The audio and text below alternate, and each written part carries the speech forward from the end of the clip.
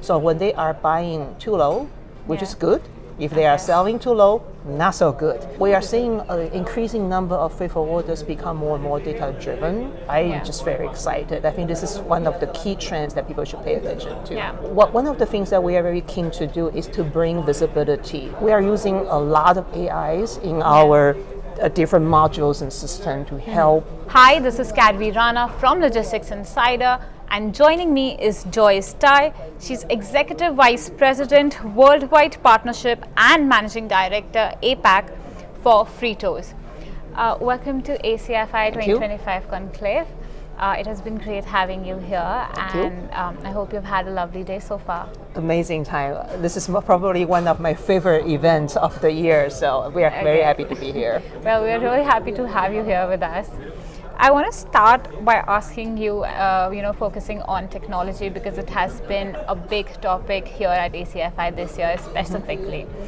So beyond traditional logistics softwares, what emerging technologies are you seeing that that the air cargo operations are exploring in order to strengthen their operations overall?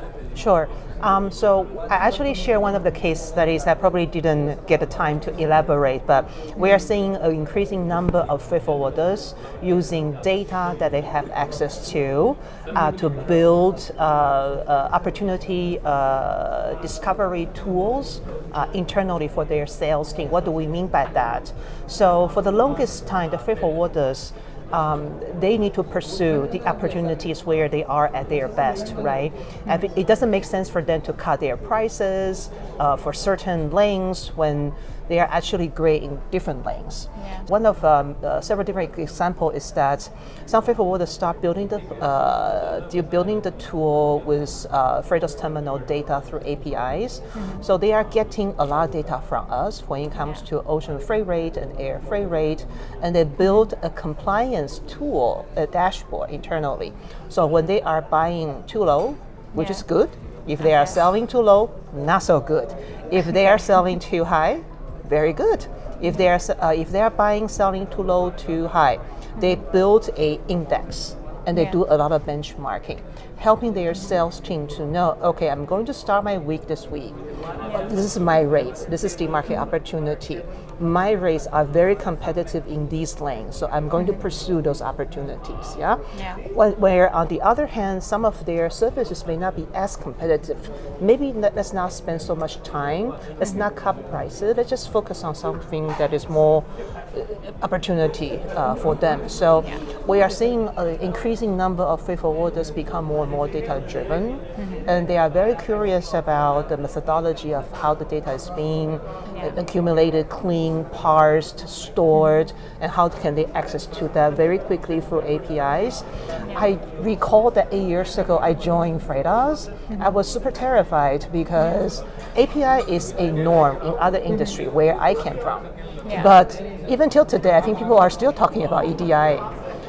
So when I hear people talk about API in such an intelligent way in our community, I'm just very excited. I think this is one of the key trends that people should pay attention to. You've put it really well because I remember writing data as king a few years back when I first joined the company and the organization, and people were really not that enthusiastic when they were talking about it. But I've seen the industry grow, and now everyone is talking about data, and everyone wants data. Yes. And that's a shift that I personally have seen, and I'm really happy to see that shift. Amazing. So I also want to talk to you about de-risking the cargo operations. So what steps do you think can be taken or freight forwarders are taking to de-risk their operations from disruptions, especially at a time when we're seeing geopolitical issues all around and the supply chains are so volatile? Sure. So the key events, unfortunately, are driving the ups and downs of our economy. When it comes to rates, when it comes to transit time, these are very important events for trade and also, as well as for freight. So one of the things that we are very keen to do is to bring visibility of everything that is going on in the market to the freight forwarder, to the shipper, to anyone who care about freight and trade. So key events, for example, in the Freightos terminal tool that we provide to freight forwarder, to the community, if they want to know what is going on given certain route, for example, they want to know what is going on from China east to North America west, for example, they can see not only the rates, the percentile, how much people are transacting in a given time. They also get to see all the key events that are impacting. Is there a strike going on? Is there a tariff going on?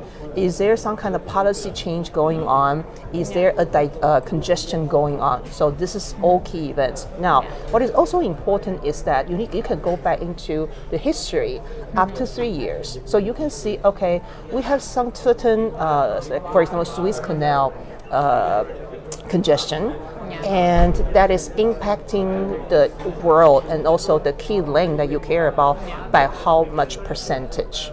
And you can also see how the transit time at that time was impacted. You have the knowledge. Now, with all the data in front of you, you get to decide as a freight forwarder or a freight professional how you want to advise to your shippers, because at the end of the day, we are responsible for the transportation of the goods. At the end of the day, we are also responsible for the shippers themselves. So we need to advise them that there may be a transit time delay based on the key events in the past. It's going to be additional 10 days, for example, or we have to warn them that there may be a general rate increase because of certain events in certain ports. So we do have the tool, accumulating data in a very smart way, present that in front of the freight professionals so that they can be prepared, they can analyze it, and most importantly, talking about AI. So instead of the tool, they can write intelligent reports based on all the world events that they care about, and they can generate a report using different tone. You can be fun and short, you can be professional and concise, you can pick and choose that. The AI will help you produce the report, send it to your executive team, or send it to your shippers. So we are using a lot of AIs in our different modules and systems to help improve efficiency and make the freight forwarders, who are our customers, smarter. Well, I think you're not just making them smarter, but making their work fun as well, the way you described it. Yes, for sure. So to conclude this interaction, I want to ask you, what are you taking back from ACFI, considering we are seeing a convergence of stakeholders here? Wow, it's such a tightly connected community. Everybody seems to know everybody is, so first of all, it's a great networking event, and we have a lot of shared interests. I'm very excited to see the government playing such a pivotal role, driving the changes, because transportation sector is daily lives, right? And it is best facilitated by the government. So I'm very happy to see that. I felt that the future is very promising now that the government is helping us, and also the association is putting together so many different pillars and initiatives.